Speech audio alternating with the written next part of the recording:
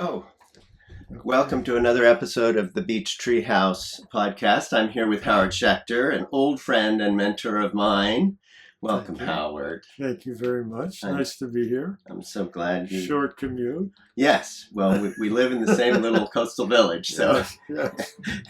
it's nice to be able to be neighborly in this way. Yes. And I can introduce you in a variety of ways from what I know about you. You've written a number of books, two of which I've read: Rekindling the Spirit in Work and Intimate Partners from Romantic Love to Enduring Relationship. Those were the two that I read, and they were both quite meaningful to me and helped me develop my practice, and especially the Rekindling book when I still had an active career running nonprofit organizations. Uh-huh. And so your work has been meaningful to me. Well, I'm glad to know that.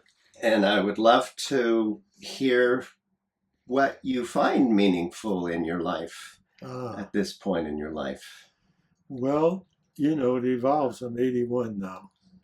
So I wish I had another book that I wanted to write. I don't. I think I've kind of said what I want to say. It would have changed if I edited those books now. There's a third book called Jupiter's Rings, Balance from the Inside Out, which is probably a book that's most relevant to an individual person just leading their life. The theme being, if you're organized inside, your life will be organized outside. Better said, probably, if you're at peace inside, your life will be in harmony on the outside. So I probably have some things to say that even are different from what I said before, especially my evolution, my spiritual evolution, which continues and continues. It never stops. Early on, I thought like there was some it to get, and once I got it, I'd have it, and that would be it. But that's certainly not the case for me. And as I talk to other people, on similar paths, that doesn't seem to be the case. So 1 in a billion people, get it, and they're transformed, like the Dalai Lama, like like Ramana Maharshi, one of these transformed people. So that would be different. So what is my life like now? Mostly it's about family. It's about my daughter and her 2 children, my grandchildren, who I saw yesterday, and that was a transcendent event. My grandson is 14. He still put his head on my lap. My granddaughter's 17. She wanted to take me for a ride in her car, which she has her, permit. All those things were beautiful. My artistic life, I was a sculptor with a paint. I'm a painter now, but I was a stone sculptor, as you probably know, for a long time till my shoulders gave up the ghost, and they won't do it anymore. But I'm painting. I love painting. I do wish I had a writing project, but I've written a lot of poetry. I think it's 8 chapbooks of poetry. And the last one I put together, finished, of poems I'd already written, and they'd just been gathering up, and they don't seem to come out anymore. And while not comparing myself in this comparison, I heard Bob Dylan say, it doesn't come out anymore the way it used to come out. Like just through you. It just came out through him. It just came out through me. So there's not that. So mostly it's painting, and I'm still working. I don't do group work anymore, mainly because I don't want to travel. I like just being here in Stinson Beach. But I do see clients in my little studio. Where I paint is my studio, and where I see clients is my studio. It's the same studio. I can't believe people don't object to it. It's a painting studio with things all around. I've never had a person say, oh, this isn't professional or something like that. So they seem to like it. So direct answer to your question, it's my spiritual life, continue to evolve. My creative life continued to evolve. Still running on the mountain, which is a very important part of my practice. And my relationship with my wife, which is probably the biggest learning experience of my life, is she's disabled now. And so how to work with that, how to be accepting, how to deal with my triggers. My triggers come up more than they ever have in my life right now. And I have to learn how to be okay with that and be kind and loving. And so that's what's going on. Triggers. Yeah. It's so interesting to Yeah. hear a man with your experience and training to talk about triggers for himself. Yeah. And it makes me wonder how your experience of awareness has evolved over the years and how you experience awareness now. Well, that's an excellent question. That's so important. I think that's the central question, spiritual and psychological, is around awareness. And well, that moves me first indirectly, sort of on a side road, is my spiritual life is evolving to my identification with awareness rather than my identification with my conditioned self. The part of me that sees, hears, feels, watches experience come and go, the part of me that's never changing, it's the observer. So I continue to work on trying to identify more deeply with that.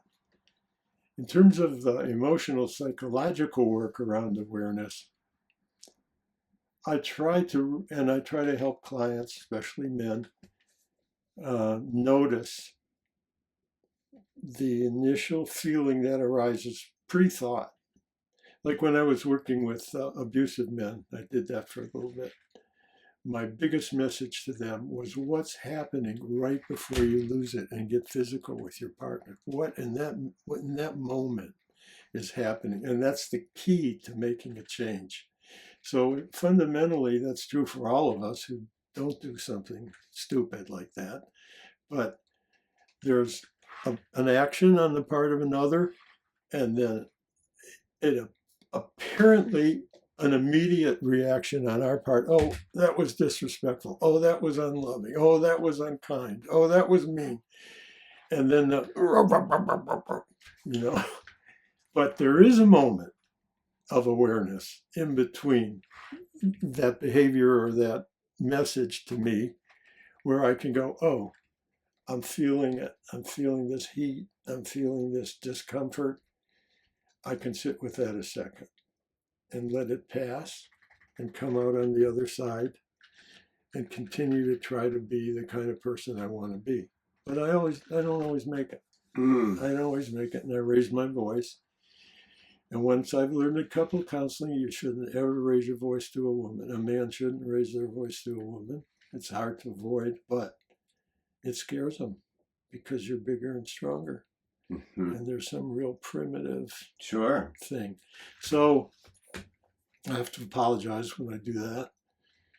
So a lot of work around awareness on the spiritual side and on the psycho-emotional side to try to keep learning, keep getting better, keep growing. Looking for the pause button. Yeah, exactly. Yeah. I'm aware that you've worked with many clients and groups, and I guess I hadn't been aware that you worked with men who had been involved in domestic violence. And that brings me to this question of social conditioning and how we get conditioned for behaviors and attitudes that aren't necessarily good for us or good for others. Yeah.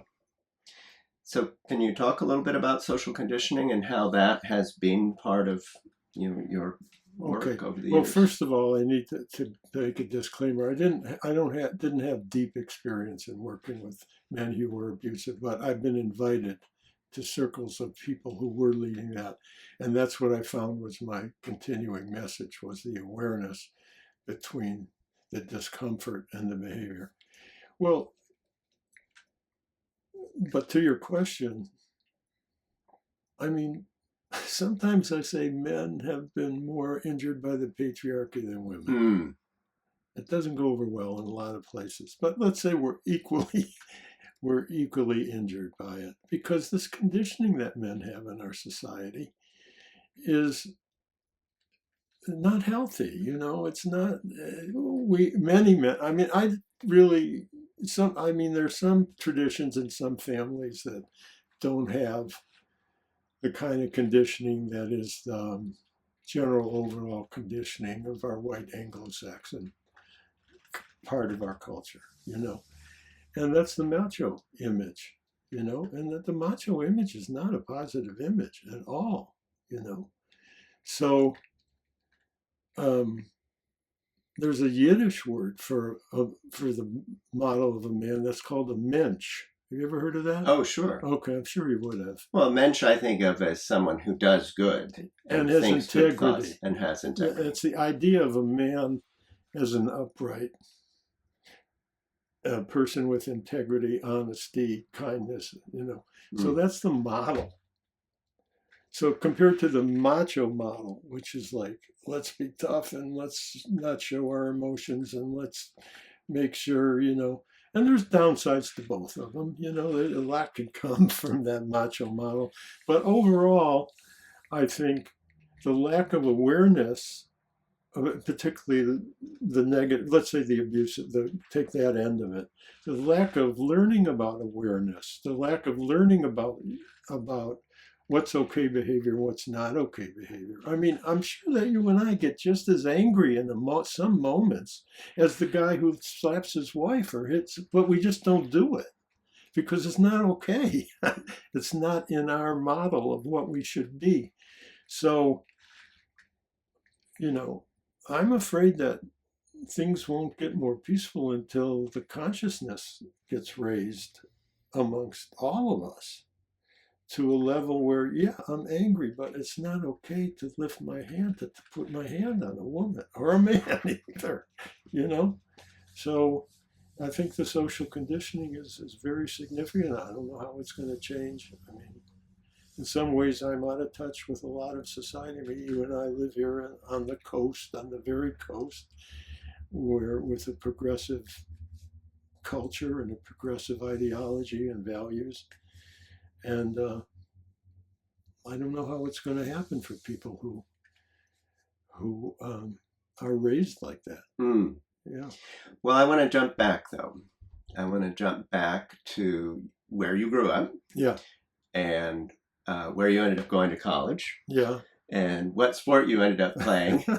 And how that, was pretty macho. Yeah. Well. And competitive. It was competitive, but I never thought of it as macho.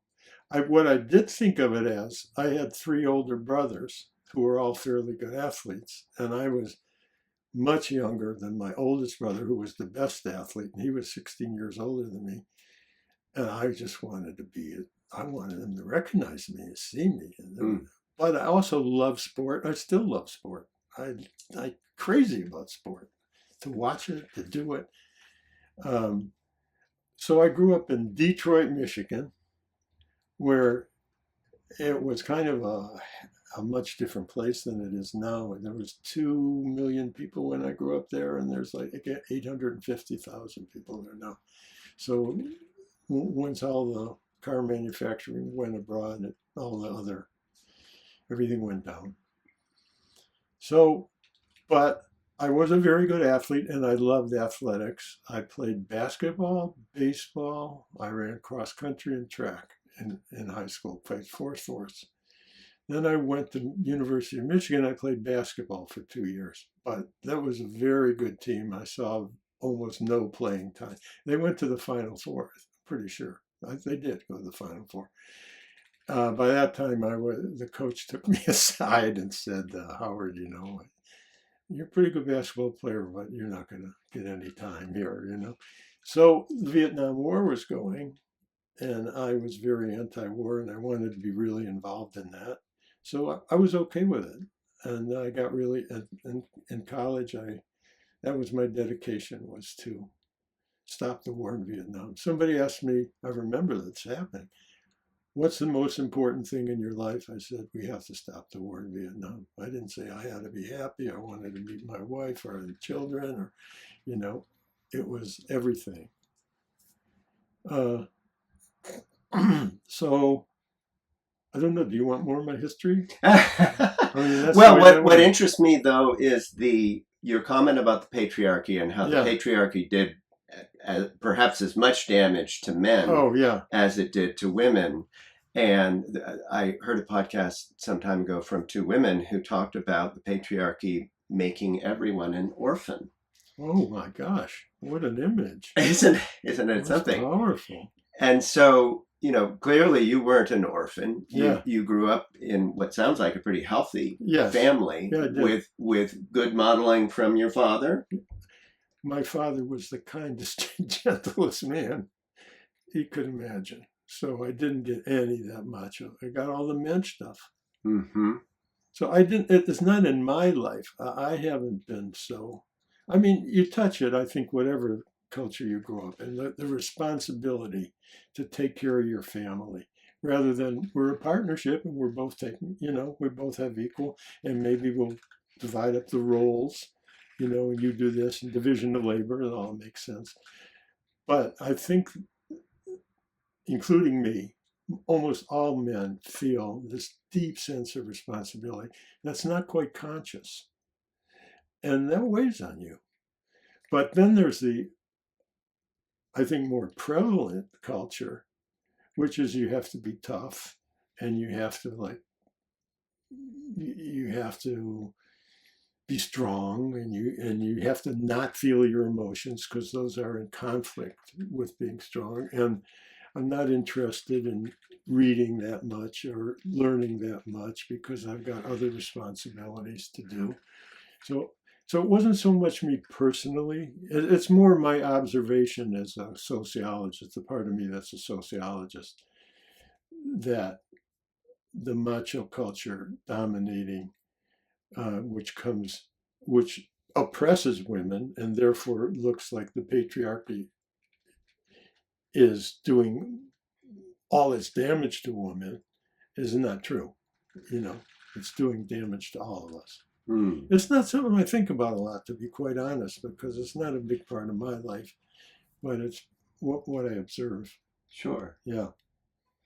Tell me about your years running workshops at Esalen down the coast and how some of these things came into play down there. Okay. Well, I can begin, we mentioned earlier, I can begin with talking about CIIS, California Institute of Integral Studies, because that's how I got to Esalen. So let me see how, I was previously married to a wonderful Argentine woman. We've since went our separate ways and remain very close friends. She got lupus, and we heard of a Buddhist healer at the California Institute of Integral Studies that we could go sit with, and it might be a healing experience for her. We went there, we sat with her. Unfortunately, Andrea didn't heal from her lupus, but I'd never heard of California Institute of Integral Studies till I went there. There was a paper there with all the classes, and it's a group process. Instructor to ITB, instructor to be announced. So I went to them and said, well, I know how to do this kind of thing, and what do you think? And my credentials were good at that time. At the time, CIIS was not at the level that it is now. So I had Michigan, Northwestern, Cal. That looks good on the, You got your PhD at Cal? I got my PhD at Northwestern, but I wrote it at Cal. I finished up at Cal. I was there for a while. So I got that job. So I started a program with my co-director, Antonio Nunez, called Organization Development and Transformation. So that was, again, the sociological part of myself. Working with groups, but working with organizations, actually, more so than groups, big groups. So that was a wonderful thing. It was we really, transformation at that time was a word that people didn't use. Now Ford Motor Company uses it to sell cars, but then it was transformation, or integral, for that matter, integral study. Nope, that was a crazy word, but now everybody uses the word. So it was kind of cutting edge, excuse me, cutting edge, and that was, I like that. And we had a wonderful program, which was, we kind of had a tribal model. We get everybody together and talk about what we wanted to do. Matter of fact, when I work with organizations, I often learn from that model, which was, if you're the chief and you take everybody in the tribe together and listen to everybody and really take them seriously, you might have done this in some of your leadership roles. Then when the time, and often follow their lead. I remember Mandela used to talk about leading from behind, Nelson Mandela. But once in a while, actually, I was listening to Seth Rogen too about directing movies. He took everybody's stuff, but once in a while, you're going to know what's better than what everybody else knows because you're sitting in a different place. But people will respect that if you've been listening to them all along. Mm. So I learned a lot about organizational work there. But I got invited to a workshop at Esalen with a teacher by the name of Harry Sloan. And he wanted to work with organizational people because he wanted to have big influence. He worked as a psychologist, but he was really trained as a dentist. But that was not unusual at Esalen back in the day. You learned it, you learned psychology. So I took that one workshop with him, and it really transformed my work. Totally. I have to say that was the most important impact on my work ever, was Harry Sloan. His model was something called psychosynthesis, which was the integration of psychology and spirituality. And I saw the work he did. And, like he'd say, you're having trouble with your boss. And I said, well, what does it really feel like? Kind of somatic and going into the feeling in your body and so forth. And I thought, OMG, I want to do that. That's fabulous. So someone had all his tapes stuff, and I studied his tapes night and day for months. I was obsessed. And then I started doing that with people. And my wife, Barbara, she helped me organize workshops here in town for free. Just asked people to come. Then we bought some mats, and people stay overnight on the mats. And I loved Esalen so much for going to Harry's workshop that I was able to overcome my inhibition to selling myself, and I sold the shit out of myself to Esalen. I just wouldn't let him alone. They finally sent somebody to one of those workshops we had here, and she was impressed with it. So then I started there. So that's the long story to how I started there. But I loved it there. It's magnificent. Have you been? Yeah. So it's so beautiful, right? I mean, to start with, it's tied for the most beautiful place on earth. And I just loved it. We did that. Barbara and I did it. But first, Barbara was helping me get them organized, like organization. But then she became my co-leader. We worked together, and she kind of what they call held the space. And she's also a truth teller. Like, she took no bullshit. Like, I'm kind of diplomatic. I won't tell you you're an asshole, if you're acting like an asshole, right? But she'll say, hey, you're being an asshole. Don't, so it was a good combination. Yeah. And I learned so much about working with people. The way we would do it was psychosynthesis. We'd be in a group. I also learned a lot from watching tapes of the other teachers.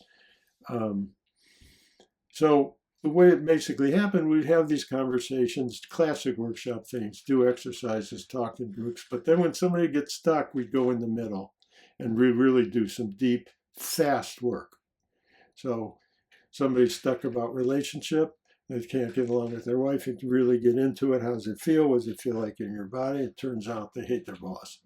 So then you'd use a Gestalt method. Well, put the boss on the table and tell them what an asshole he is. There'd be a lot of catharsis. So then came a time when I didn't want the responsibility. It came, and then we did couples workshops that evolved out of that. Those were really good because those were ongoing weekends, like 2 or 3 times a year, where people would come stay the weekend, same people over time. So those were wonderful. But became a point where it was just too much responsibility to carry all the psyches of all these people. And that's when the timing's not exactly right, but one of the people in the workshop who lived in Stinson asked me if I do individual work. I said, well, I haven't been, but that's what we do in the groups also. So I said, yeah. So she came, and that blossomed into individuals and couples and sometimes family work that I do here. At Esalen, it occurs to me, because it's such a beautiful place, Yeah. and it's on the edge of the bluff overlooking the Pacific Yeah. Ocean. It has this sort of abundance of nature. Yeah. How do you feel nature and beauty integrate into the internal work that people might do? It gives me the chills when you say that. It's just like, phew. I'm surprised I haven't mentioned it before. I think being in nature is one of the most healing things we can do for ourselves. I remember when I was getting divorced, I was in so much pain and so much grief. The only thing that would bring me peace was walking in the woods. And the only thing that I was able to arrive at how to get out of this tangle that I was in my head came in moments of walking through nature. So I think nature is really central to our well-being. And even if you live in the city, I think somehow you got to find a way to get to nature. It's the mother. So I have a lot of time now, all these 52 years in Stinson Beach. I have yesterday getting to Napa, where my daughter and her kids live. It was like a horror show. Being on the freeway. Being in traffic. Oh my God. Talk about not having my shit together. Like I'm going like, okay, like notice your discomfort, like move away from it, just watch it. None of that worked. I was just like, so then getting back here,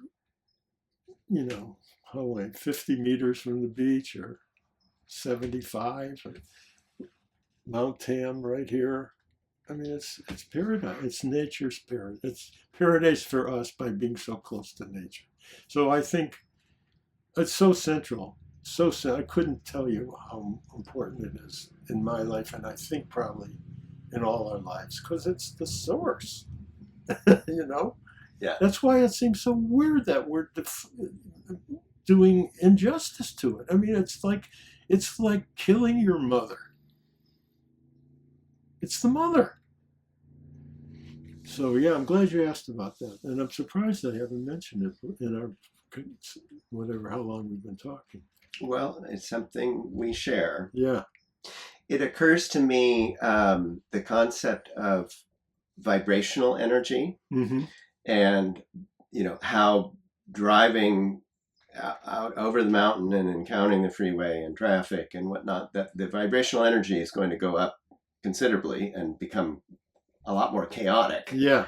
And that as we drive back toward the coast and we see the ocean and we're in the trees, vibrational energy drops. And to take that one step further, I read somewhere of how if you are sitting in stillness and you're able to drop your vibrational energy level down to a certain level, you get to the vibrational energy of the planet itself. That sounds right.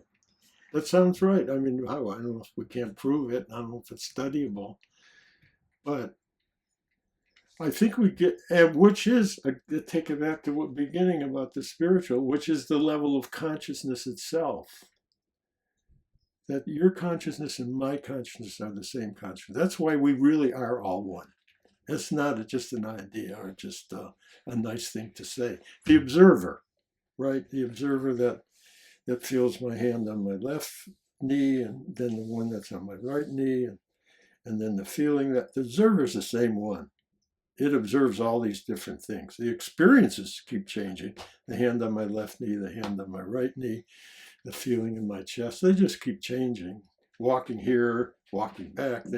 But the observer, which is consciousness itself, is the one. And I think that's the vibration of nature.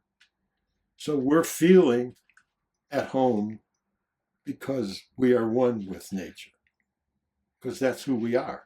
And nature is, and that's why, I mean, I go so far as to say that's why it's hard to use the word God, because when people use the word God, they're usually referring to a being in the sky, being in the sky that directs things. But I think God can be the divine source. In the Hindu tradition, that's the Brahman. You probably know this. That's the Brahman. Brahman is that like consciousness. And Atman is who we are, human beings, with the divine in ourselves. But we're usually walking around in our ego and our conditioned self. That's fine. That's who we are also. But when we get in nature, some of it, I mean, in nature, you can also be ruminating about all kinds of things too. But there's a definite level where there's a tendency to just go to the one, just to the kind of place, you know. Very interesting. Yeah. Where do you find joy and awe in your work? Joy and awe, AWE, oh, wow. and wonder. The first thing that comes up is in being present. You know, we're talking, I think, again before we started. I had this interesting experience about wisdom. About, you know, do we get wisdom as we older? Do we? I don't know. But I was coming down from the mountain, from a room on the mountain, went into the library, which is a magnificent institution, as we both know. And I sat down, and there was this guy there, older guy, lived in Bolinas. You could tell I'd come off the mountain from the way I looked, you know. He said, "Oh, I always want to go on the mountain, but I don't know the trails." So I said, "Oh, I know the trails. I could tell you about the trails." He said, "Are you still going up on the trails?" I said, "You know, as a matter of fact, today," and this was February 20th, this is my 81st birthday. And as soon as I said that, the whole library got up and sang happy birthday. That's not the punchline of the story, but it's how beautiful Stinson Beach is.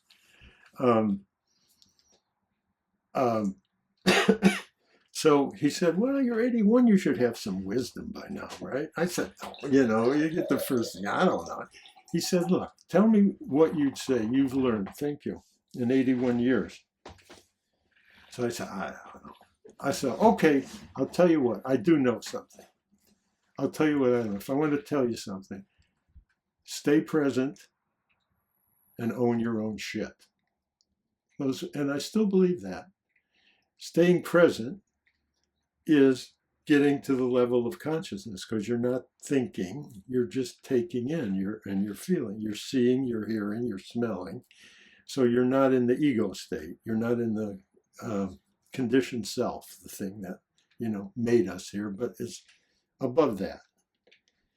And owning your own shit is a psychological element of, like, don't be blaming other people for your unhappiness, or don't be not taking responsibility for when you're being a dick, you know. So what gives me joy and awe is being present. Painting with loud rock and roll on, that gives me tremendous joy. I get it. Sometimes I can't keep painting. I got to get up and start dancing. You know, being with Barbara when she's feeling better. Being with my granddaughter and grandkids. I mean, that, you know, everybody knows about grandkids, whether you have them or not. But when you do have them, and they start out like the newborn, like you've had with your kids, and then now you're driving in a car with them, and they still love you, and they still care about you, and they still want to hear about you. Oh, that's just so beautiful. What else? My brother, still, we were 4 brothers to start. We're just 2 of us left. That gives me great joy. Old friends. I think it was Guy Clark. You know, Guy Clark's a country singer and writer. He made the statement, "You can't make old friends." It's Mm. kind of like a Zen. You probably have that from growing up in San Francisco. They're still around. Some, yeah. Yeah.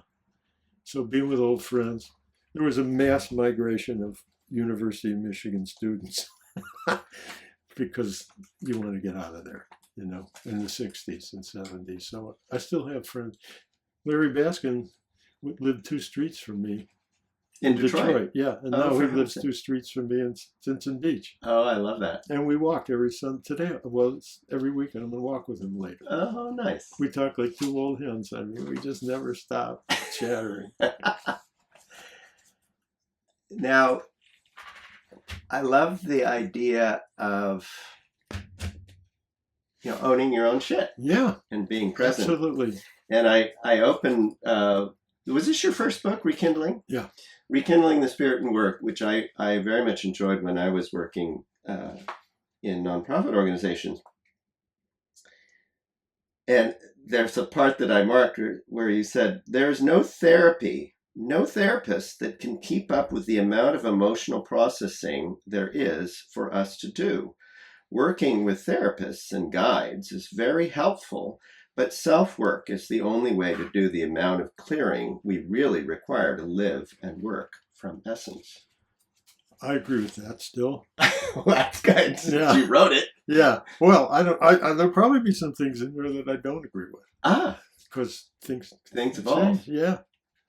Yeah. I mean, things have changed a bit from that, which is there's a shortcut to all that self-processing, which is going right to essence, right to consciousness, right to our God self. How do you do that? Well, you have to practice. You have to practice What role does stillness play? everything. Mm. That's everything.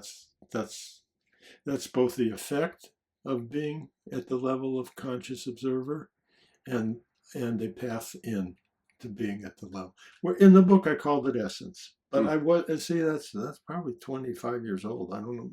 It's 30. Okay, so it's a long time. Old. So I mean, I've still been thinking and processing and that is essence. What I used to call essence, which I now would call consciousness. That there's a road in, but the self work is often the psychological work is often a gateway to the spiritual work. Especially when I was really doing this, which is like if I was to work on your deepest, at the moment, it doesn't mean it's always the deepest suffering. If you really get down to it, I think might be a graphic of this in there. If you really get down to the bottom of it, which is almost always not what it looks like on the surface. Because it was really interesting, these Rekindling the Spirit works. Everybody would come about work problems, but very few of them were really the source of their problem. Right, they were blocked in some other way. That's right. So if you really get down to it, there's often like almost like a trampoline effect up to your higher self. And in the work, when we would do that, then I'd say, well, so how do you feel now? When I feel really free. Okay. So how does that feel? I just feel at home. I feel myself. So how about identifying with that? Like I'm at home. I am free. You literally identifying with the words, I am free. And then they would see the whole thing differently and it had nothing to do with their boss. Mm. And because they were coming from this elevated essence, their real self that's not attached so much to this and that and all these things they've learned, I've learned, you've learned. So that was wonderful work. I love that. And I learned that from Harry Sloan. And then I took it off to whatever else, I evolved to. It's more spiritually oriented now than it was psychologically oriented. Although the practice, you have to meet people where they are. So, a lot of the work is at the emotional level. But sometimes you can help people transcend all that. And then hopefully they're willing to do the internal work necessary to to keep it going. Yeah. Can I put this here? Yes, of course. Yeah. So even if it's not so much working on the triggers, it's still trying to grow. Whatever area that's in, like now, as I'm saying, I'm doing a lot of psychological and emotional growth with the challenges Barbara has. So,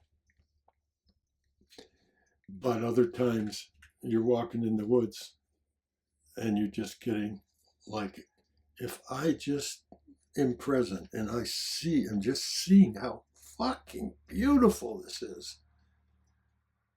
It's like psychedelic without the psychedelic drugs. And I can say that because I'm a child of the 60s. I did a lot of psychedelic drugs in the 60s. And it's better because there's no side effects, right? And it's just plain better because you're not like all those other things that happen. I'm not so happy with the way psychedelic drugs are being put out as such an answer to everything now, It's much more... the culture of microdosing. Yeah. Well, I don't know so much about that. We used to take macrodoses, which right, is not well, so that good. Too. But that's not so good. I mean, it could have problems. Microdosing might be okay. I can't speak from experience. But what you learn with psychedelics is the door opens to the level of the divine. But then it shuts when you're done. So the work you either have to continue the work in your conscious state or just do the conscious work. I had a client who was asking me to refer him to somebody who does like medicine work, it's called. And that's okay. And I know somebody who does that. And then I thought, no, you know what? It's better to keep working like we're working. It's going to have a longer, deeper, ongoing effect. Mm-hmm. More durable. More durable. Thank you. So it was like, so that's how you keep learning, right? I mean, that's like just the other day, like, oh, I didn't know you even thought that. Yeah. How do you experience gratitude? Oh man, especially when you're older. You just don't know how much time you have left. So it's really stupid. 12 o'clock. Let everybody know, Stinson Beach. This is what happens. It's Stinson Beach, 12 o'clock and 5 o'clock every day. And we all love it. Unless you're too close to it. The horn is a little close to our studio. Yeah. Let's try again. How do you experience gratitude? Well, I think it's a practice. There is a literal... The gentleman used to I say gentleman because he's like a monk. So I have a lot of respect. A Christian monk. Can't remember his name. But he's got a whole organization around gratitude as the practice, like meditation's a practice, like yoga's a practice. And I experience gratitude as soon as I remember to be grateful. Because especially when you look at the whole world, I mean, we have it here so wonderful, as we said about nature. But we also are safe. There's no bombs on our head. I mean, there's enough food. I had a toothache the other day, and I thought, this hurts so goddamn much. I should be grateful and happy the rest of my life if I just don't have a toothache. I mean, gratitude, I think, is a real important. Also, I'm glad you're bringing all these things up. Is a really way to lift one's spirits because we have it so good, despite how crazy it is at the macro level right now. Ugly, horrible. But at the micro level, we got friends, we got food, we got automobile. Sometimes I walk from the beach back to I look at my house So how the fuck did I get? How did I ever arrive? How there's a car sitting in front of the house. There's green grass. There's a painting studio. How did that happen? I'm so grateful for that. So grateful. So I think it's just remembering what we have. It's powerful. Mm-hmm. Yeah. You mentioned the macro, and Yeah. I feel like those of us who do have these blessed lives in Yeah. these beautiful places, and we have automobiles and we Yeah. have houses and whatnot, also carry, if you have any degree of empathy Yeah. and compassion for your fellow human, you experience suffering, observing what's going on Yes. in Gaza, observing Yes. what's going on in Iran, observing all of the trauma of politics and Yeah. international affairs and whatnot. And so the macro, we carry the macro. Yeah. That's true. And it's a sadness, a sorrow that we experience. And so my Yeah. question is, how do you find balance and wellness amidst this sorrow that's there? Yeah. That's a good question, and I think it's a question a lot of us have, and it's definitely a question that comes into my little therapy office, that's for sure. Well, and it's complicated, and I probably don't have the best answer, but I'll just start talking and see what I think. Okay. I think we have a responsibility to be grateful and joyful because we're blessed with this life. And even a lot of people in Iran and Gaza and destitute people on the street in India feel that way, from my experience, not in Gaza, but all over the world. And so I feel it's important. Oh, what's that, Mary Oliver? This one precious, we have, as far as we know, we have this one precious life. So I think it's our responsibility, and that's what other people might not use that word, but I think it's our responsibility to life itself, life with a capital L, to find as much joy, happiness as we can. And that part of that is kindness, being kind to those we touch.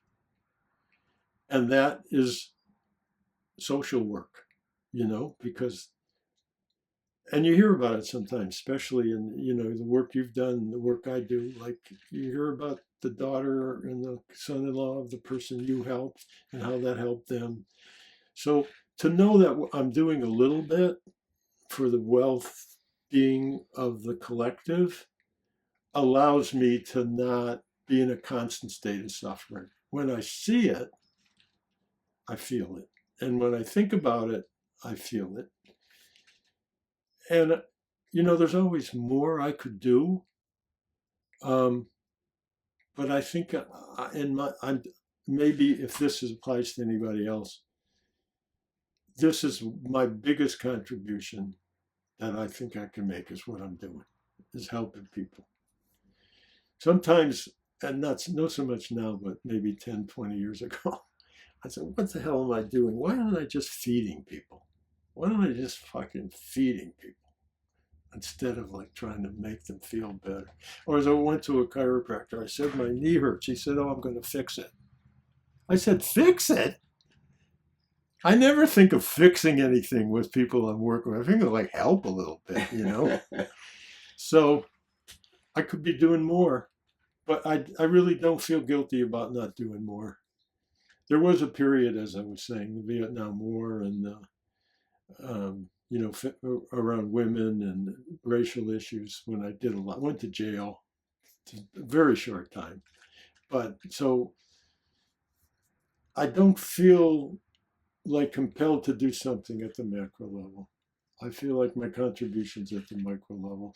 And so I'm at peace with that, I guess I'd say. I've probably a period where I wasn't. And then I just got, well, this is what I'm doing. I think it's helpful. And And also in daily life, like just being kind. That's why, I think that makes it there. And then all of a sudden you get some kindness back.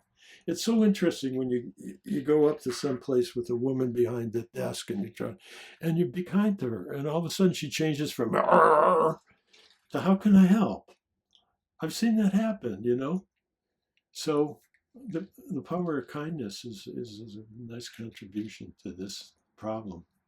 Yeah. Kindness. Yeah. Well, Howard, I think we have covered a lot of ground. Yes, we have. Thank you. Thank you. I enjoyed it. What I'd like to do is turn the camera on you directly, Okay. so that people can see your beautiful blue eyes. I really need 2 more cameras and all that, but this is what I have for right now. So I'm going to stop this. I'm going to take a look and see how we're doing here. Okay, good. It still looks like it's just chugging along. Okay, this is fine. So, what I would like for now is that you can sort of, as they say in the courtroom, you can make your closing statement. I think I've made a few. And it can just be short. It can be whatever feels right. Actually, I'm going to open the door. The first thing I'm thinking of is not, I've said it all. What the hell I would say? Oh, you can say it's been lovely to be here, and that's very true. This has been a meaningful thing for me, or yeah, whatever. That'd be more better. Okay, here we go. Thank you for inviting me to do this. I really enjoyed it. The few times in my life when I've done interviews, I've always learned something, and I think I've learned something as we sit and talk, because sometimes I don't know what I'm thinking until I write about it or talk about it. And so I'm going to mull on what I've learned from our conversation. And you're an excellent interviewer. You're a good listener. I watched that show, The Daily Show, and what's the name of the guy that? Jon Stewart. Jon Stewart. He's so funny. He's a horrible, horrible interviewer. He just keeps butting into people and doesn't listen. And you're a good listener and gave me plenty of space to ramble on. I appreciate it. Thank you, Howard. Yeah. It's really been an honor to talk with you. Good. I'm